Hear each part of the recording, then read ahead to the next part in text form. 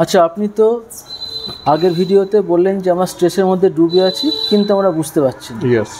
তো এই যে বুঝতে না পারা, এটা কি কি থেকে আমরা বুঝতে পারবো যে আমরা স্ট্রেসের মধ্যে আছি? ইয়েস। মানে এই যে আমরা অজ্ঞানতার অন্ধকারে ডুবে আছি, এখানে কি করে বুঝতে পারবো যে এই স্ট্রেসটা আমাদের মধ্যে আছে এবং এর কিছু কোনো ক্রাইটেরিয়া বা সিমটমস বা কোনো ক্যারেক্টারিস্টিক্স দেখলে আমরা বুঝতে পারবো যে এই স্ট্রেসটা আমাদের মধ্যে আছে? ইয়েস, আমরা অনেক সময় এটাকে ডাক্তারি ভাষায় সিমটমস অফ স্ট্রেস বলি। হ্যাঁ, যে পেশেন্ট যেগুলো কমপ্লেন করছে সেগুলো হচ্ছে সিমটমস। অনেক সময় পেশেন্ট বুঝতে না পারলে কমপ্লেন করবে না, কিন্তু আমি এত সহজ করে বলে দিচ্ছি যে যেটা একটু খেয়াল করলেই বোঝা যাবে যে স্ট্রেস ব্যাপারটা কি আছে এবং আমি কতটা স্ট্রেসে আছি। তার জন্য আমি এটাকে কয়েকটা ভাগে ভাগ করে বলবো, ঠিক আছে? যেমন হচ্ছে 4টে ভাগ করতে পারি। একটা হচ্ছে ফিজিক্যাল সিমটম, একটা বিহেভিয়ারাল সিমটম, একটা ইমোশনাল, আর একটা কগনিটিভ। ঠিক আছে? তো ফিজিক্যাল সিমটমস কি কি আছে? ফিজিক্যাল সিমটমস আমি যদি ভাবি তাহলে আমি বুঝতে পারবো যে আমরা অনেক সময়, খুব কমন, যে একটা যখনই টেনশন অ্যাংজাইটি এসব কিছু হয় তখন আমরা অনেক সময় বুঝতে পারি যে আমাদের একটা ইররেগুলার ব্রিদিং হচ্ছে, ঠিক আছে? বা মানে অনেকে বলে ডাক্তারবাবু আমার না মাঝে মধ্যে ঘাবড়াহট হয়। অনেক সময় দেখবেন আমাদের টেনশন অ্যাংজাইটি এসব হলে আর করলে আমাদের কিরকম, অনেকে বলে ডাক্তারবাবু বুক ধরপড় করছে, অনেকে আবার উল্টোটা বলে ডাক্তারবাবু আমার না মনে হচ্ছে মাঝে মধ্যে কোনো বিট মিস করছে। এগুলো সবকটাই কিন্তু ইররেগুলার যে হার্টবিট তাতে পারে। বুঝতে পারি। যেরকম ধরুন, মানে আমি একটা উদাহরণ দিয়ে বলছি, যখন আমরা ট্রেন ধরতে গেলাম, আমরা ট্রেনের টাইমটা কনফার্ম যে এই সময় ট্রেনটা ছাড়বে, কিন্তু আমাদের মানে পৌঁছাতে পারবো কিনা একটা সন্দেহ আছে। সেই সময় কিন্তু শরীরে একটা আনইজি ফিলিং বা একটা টেনশন, একটা এরকম কাজ, বুক ধরপড় করা হয় সমস্ত। এছাড়া হচ্ছে ইররেগুলার ব্রিদিং হতে পারে। একটা মানুষ খুব দ্রুত শ্বাস নিচ্ছে ছাড়ছে, মানে এটা হতে পারে। অনেক সময় আমরা ভাগ দৌড় করলে ইররেগুলার ব্রিদিং হয়। সুতরাং irregular heartbeat and irregular respiration, এইগুলো হচ্ছে স্ট্রেসের একদম খুব কমন সিমটম। এটা মানুষের দেখলেই বোঝা যায় এবং আমাদের লাইফে, ডে টু ডে লাইফে অনেক সময় আমরা দেখি এই যে হঠাৎ করে কোনো একটা দুঃসংবাদ শুনলে আমাদের কিরকম মনে হয়, ঠিক আছে?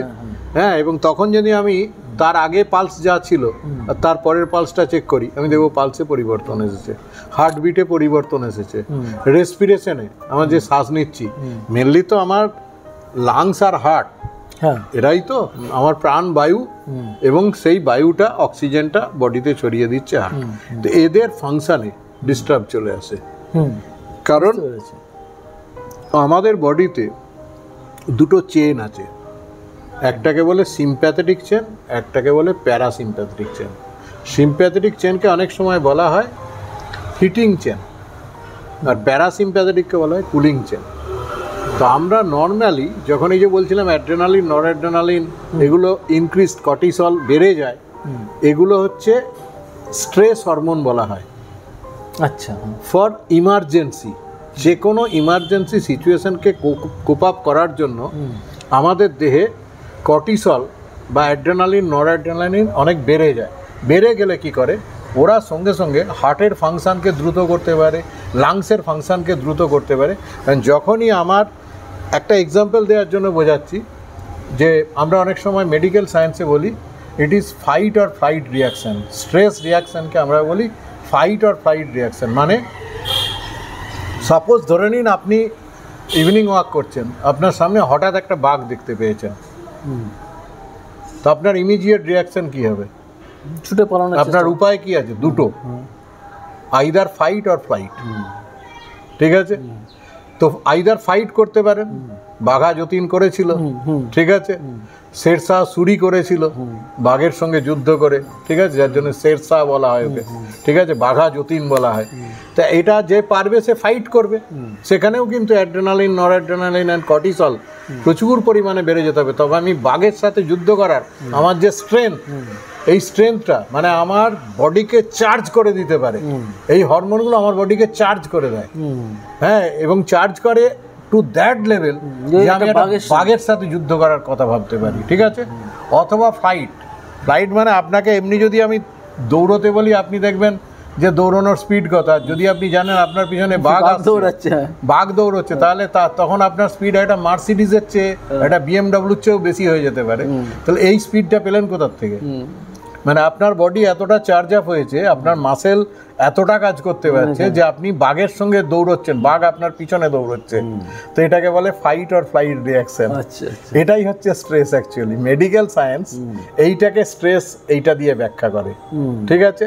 তো এইটা হচ্ছে ফিজিক্যাল লেভেল। কিন্তু এই যে একটা ফিজিক্যাল লেভেলে, তাহলে এর ফার্স্ট সিমটম হচ্ছে যে আমার হার্টবিট বেড়ে গেল, আমার যে রেসপিরেশন এটা বেড়ে গেল, শ্বাস নেওয়া ছাড়া অত্যন্ত দ্রুত হলো, ঠিক আছে? আর যেই মাত্র স্ট্রেস বাড়বে, অ্যাংজাইটি বাড়বে, এসব বাড়বে, সঙ্গে সঙ্গে দেখবেন মুখ শুকিয়ে যায়, গলা শুকিয়ে যায়, যায় কি না? একদমই হয়। সুতরাং এইটা হচ্ছে আর একটা সিমটম, সেটা হচ্ছে ড্রাই মাউথ, ঠিক আছে? Dry mouth. তারপরে হচ্ছে সোয়েটি পাম, হাতে অনেক সময় ঘাম, ঠিক আছে? অনেককে আমরা পেয়েছি হ্যান্ডশেক করতে গিয়ে হাতটা ঘেমে, অ্যাসিটিল কোলিন ডিসচার্জ বেড়ে যায়। অ্যাসিটিল কোলিন ডিসচার্জ বেড়ে যায় বলে আপনি যখন একটা ইন্টারভিউ দিতে যাচ্ছেন, আপনি দেখবেন অনেক সময় চুপচাপ বসে আছেন ইন্টারভিউ টেবিলের সামনে, আপনার হাতটা ঘেমে গেছে। তো এটা হচ্ছে স্ট্রেসের সিমটম, ঠিক আছে? খুব কমন না? এতদিন জানতাম না, এতদিন জানতেন না, কিন্তু এখন দেখুন। আচ্ছা, এছাড়া হচ্ছে কোল্ড ফিঙ্গার্স হতে পারে। এই হাতগুলো দেখা যাবে ঠান্ডা হয়ে যাচ্ছে।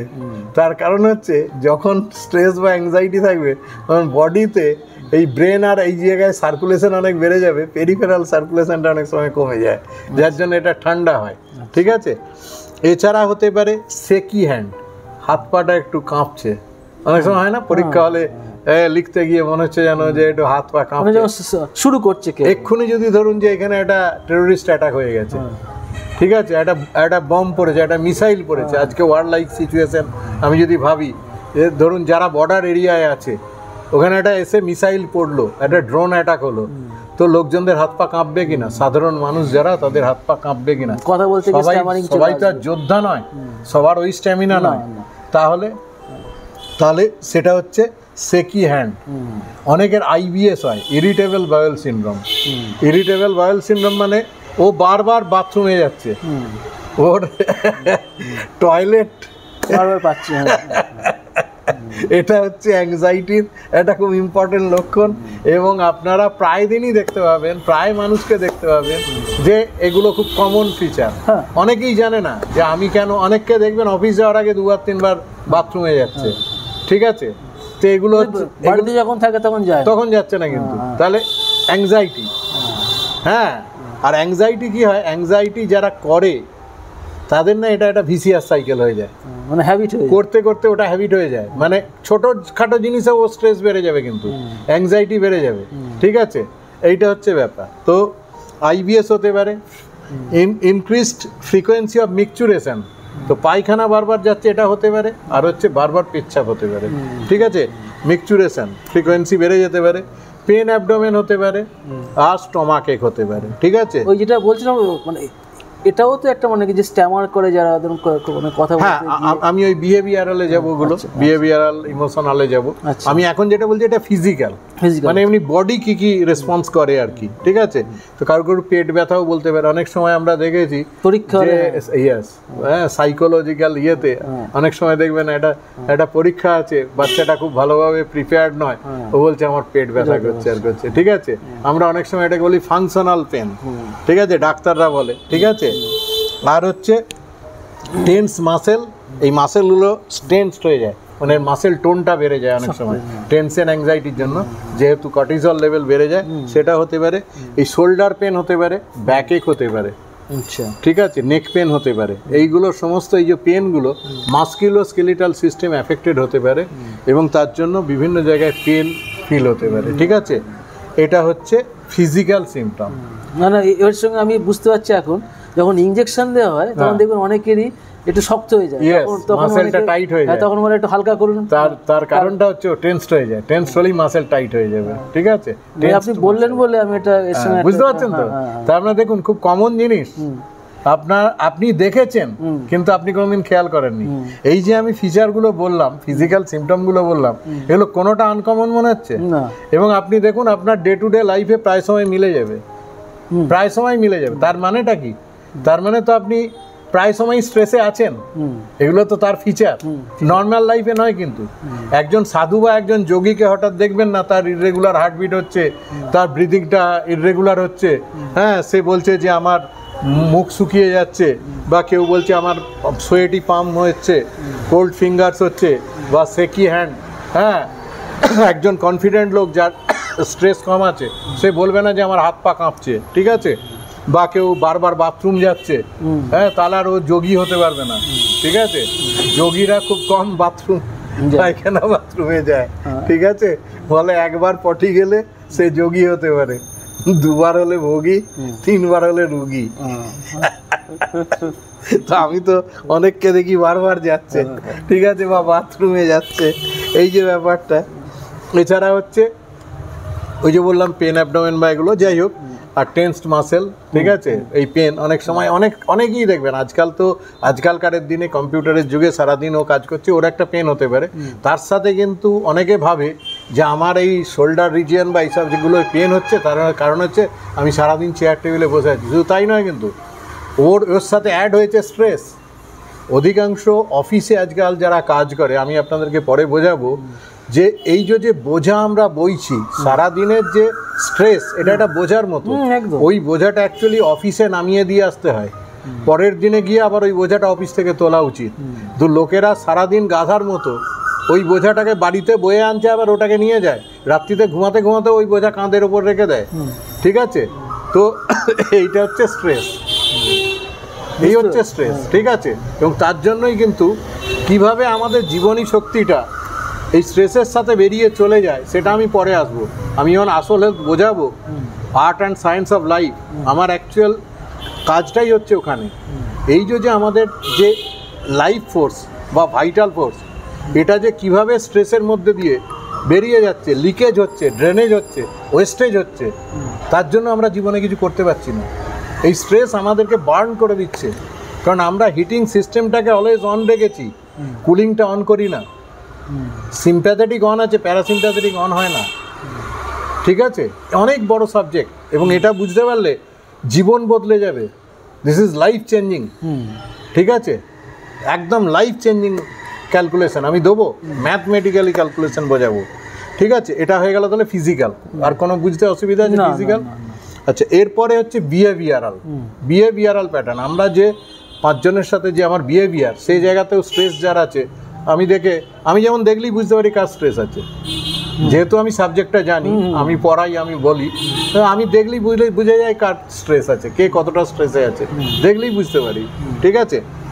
তো বিহেভিয়ারাল প্যাটার্নের মধ্যে থাকে স্মোকিং, যারা ইউজুয়ালি বিড়ি সিগারেট খাচ্ছে, বা টোবাকো ইন এনি ফর্ম, বিড়ি, সিগারেট, গুটকা, জর্দা, পান মশলা, রজনীগন্ধা, খৈনি, গুড়াকু, ঠিক আছে, নস্যি, যে কোনো টোবাকো ইন এনি ফর্ম যারা নিচ্ছে ওরা স্ট্রেসে আছে। অনেকে জানেও না যে অনেকে বলে ডাক্তারবাবু আমি তো সিগারেট খাই না, আমি খৈনি নিই একটু। কেউ বলছে যে ডাক্তারবাবু একটু গুল নেই। আরে গুল নেওয়া আর সিগারেট খাওয়াতে কোনো তফাৎ নেই, ঠিক আছে?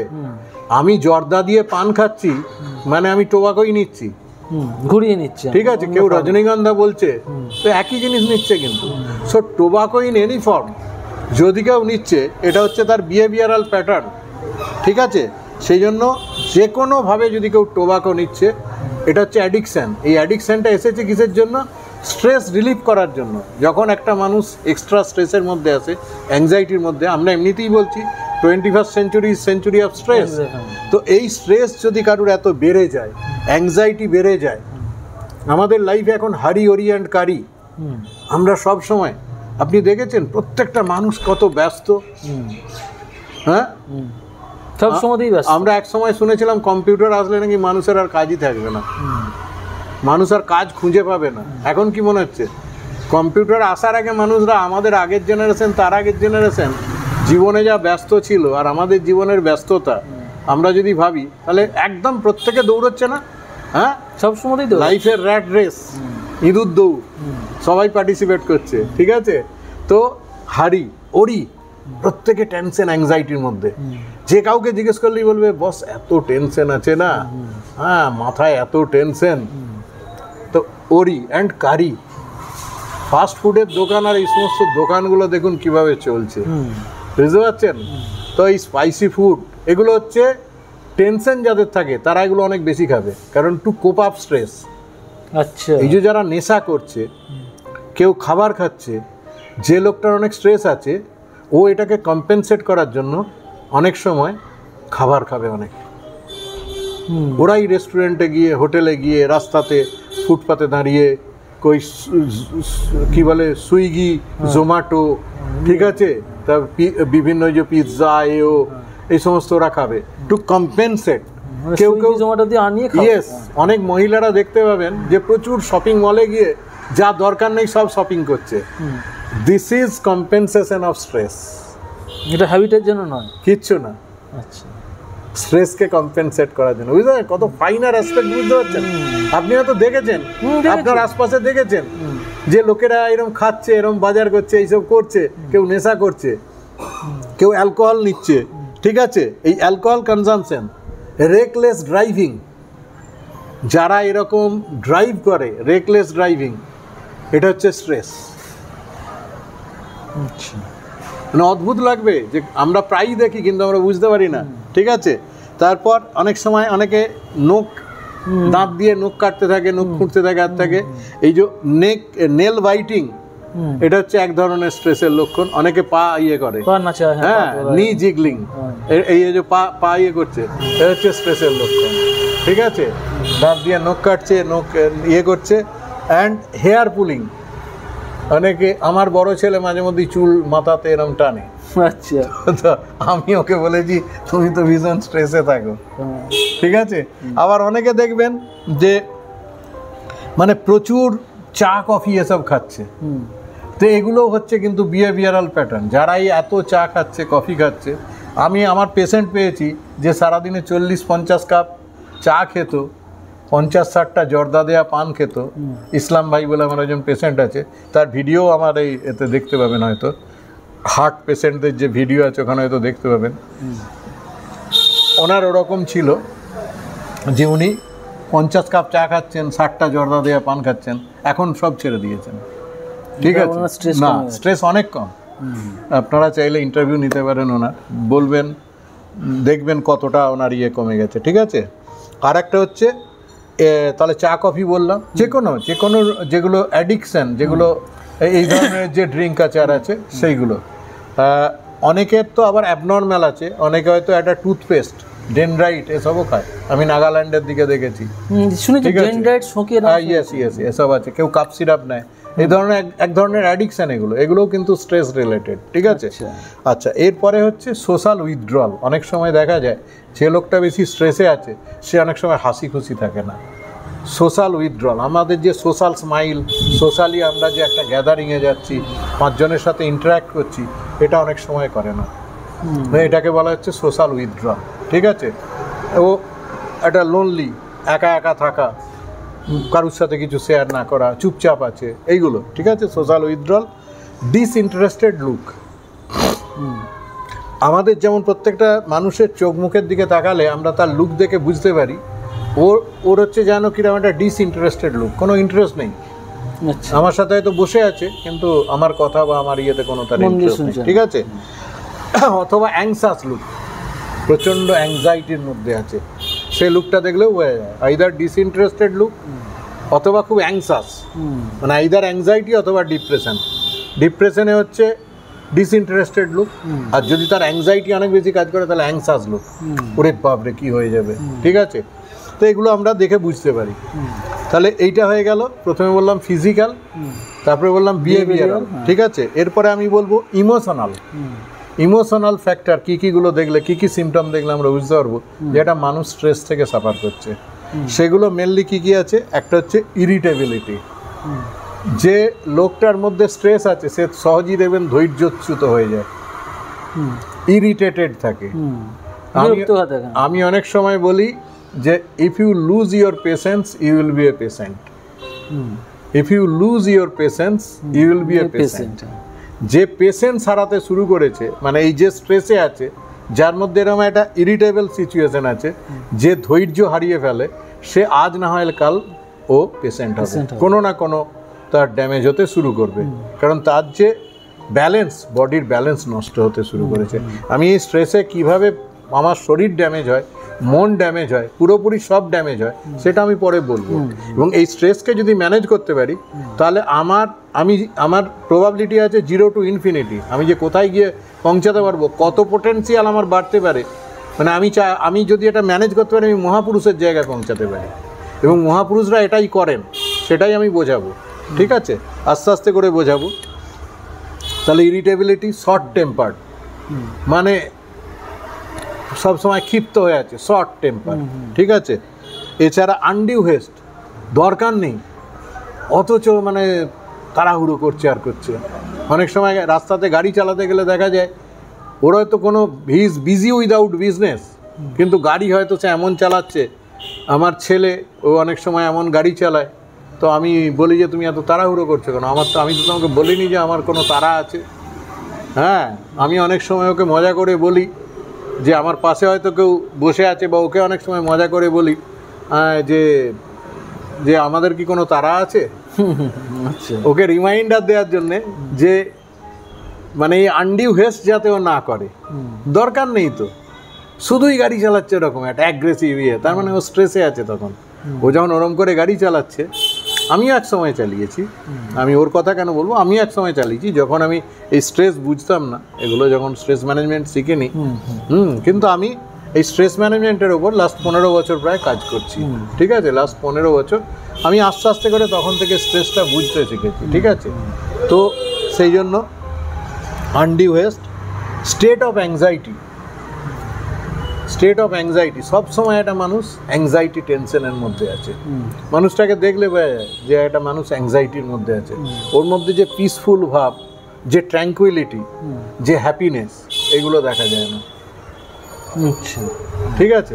একটা মানুষকে দেখলেই বোঝা যাবে, ঠিক আছে, আমি তাকালেই বুঝতে পারি যে এই লোকটার মেন্টাল পিস নেই, এই হ্যাপি না, এর মেন্টাল ট্র্যাঙ্কুইলিটি নেই, ঠিক আছে, দেখলেই বোঝা যায়, ঠিক আছে।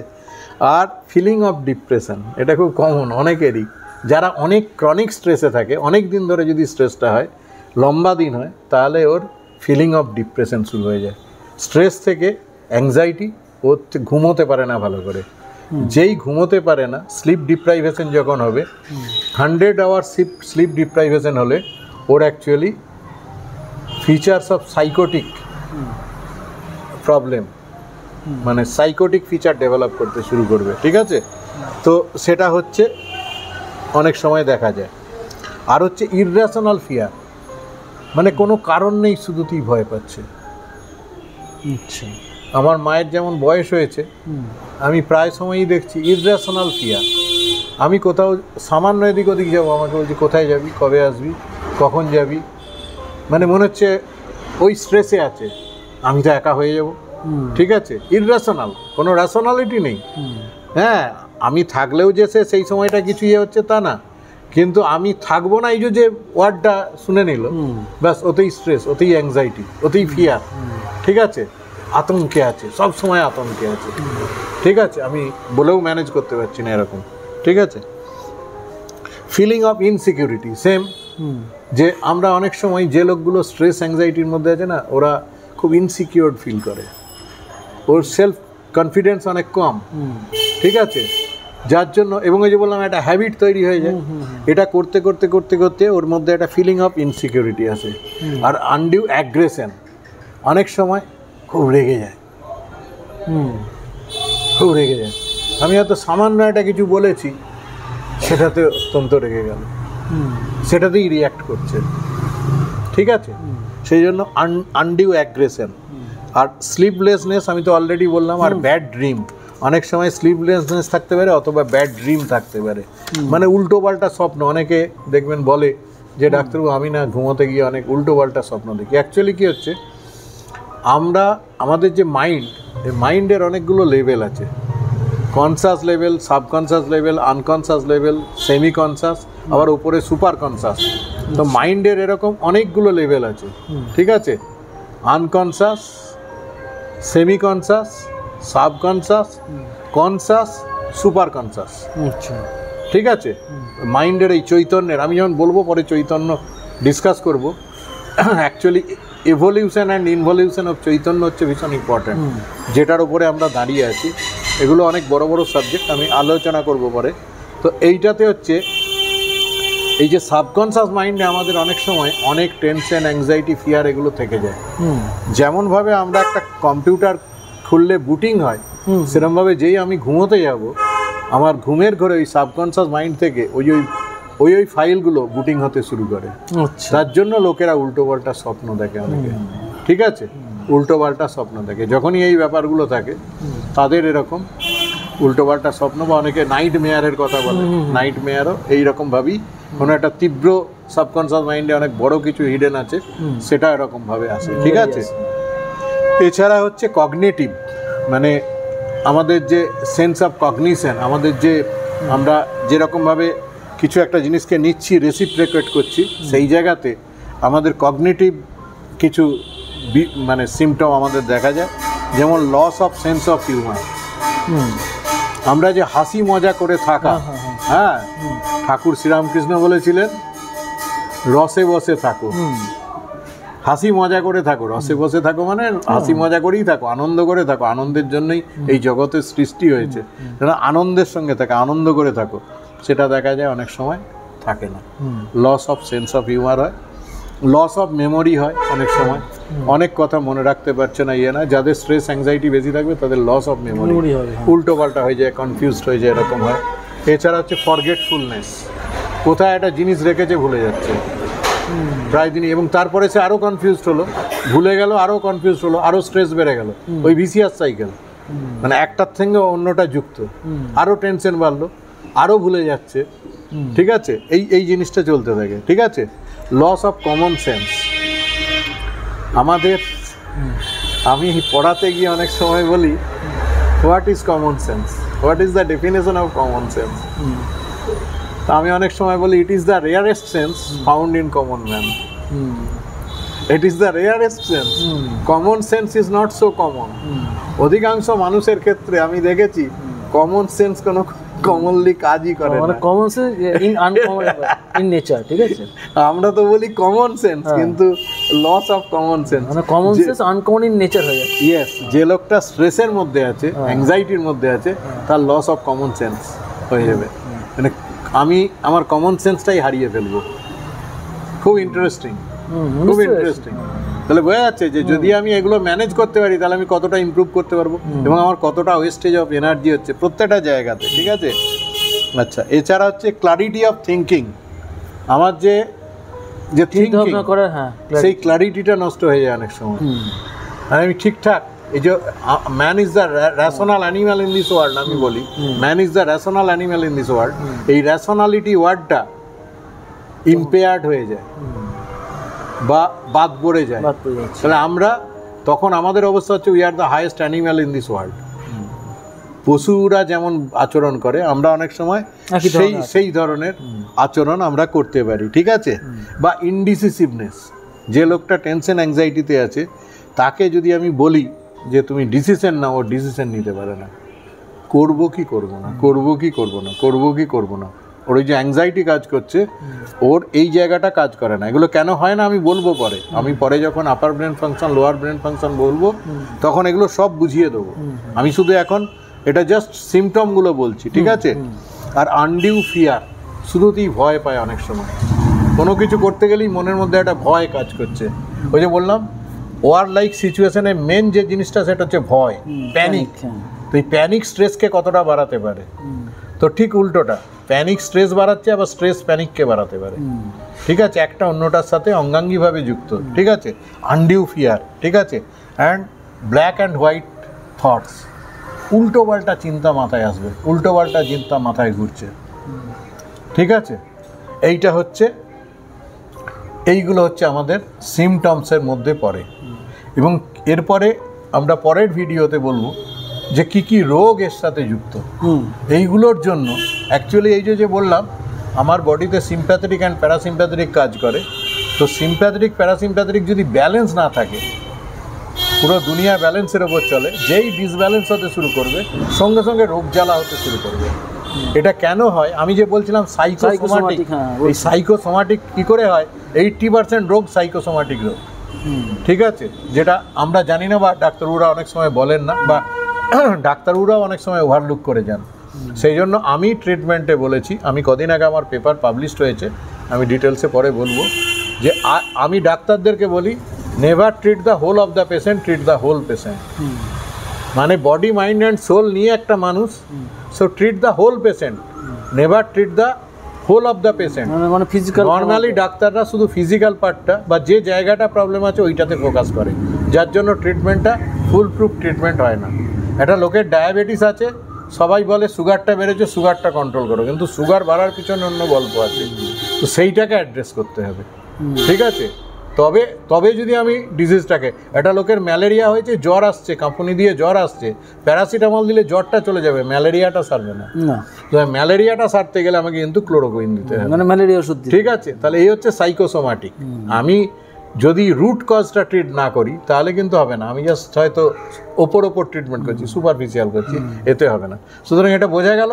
কোথাও কোনো কনফিউশন আছে না? এটাই বোঝা গেল যে যত মানে আমার এই বয়স পর্যন্ত যত লোককে দেখেছি, এরা সবাই কিন্তু মানে কোনো না কোনো পার্টে, কোনো না কোনো ভাবে জড়িত আছে। মানে 99.99 নিজের জীবনে হয়েছে, অনেক সময়ই হয়, কিংবা 100% মনে হচ্ছে সবাই কিন্তু স্ট্রেসে আছে।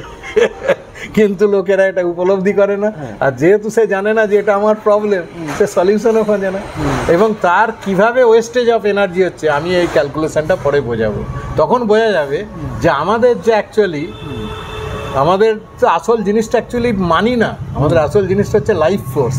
সেই লাইফ ফোর্সটা কিভাবে ওয়েস্টেজ হচ্ছে, ড্রেনেজ হচ্ছে, ঠিক আছে, কিভাবে লিকেজ হচ্ছে, সেটা বোঝাবে। তখন বোঝা যাবে যে আসল যে জিনিস আমরা সব লস করে ফেলছি, ঠিক আছে, due to stress. Yes, due to stress. সুতরাং ঠিক আছে, আর যদি কিছু জানার থাকে তাহলে আমরা এখানে শেষ করছি। নমস্কার, সকলে ভালো থাকুন, আনন্দে থাকুন, ধন্যবাদ।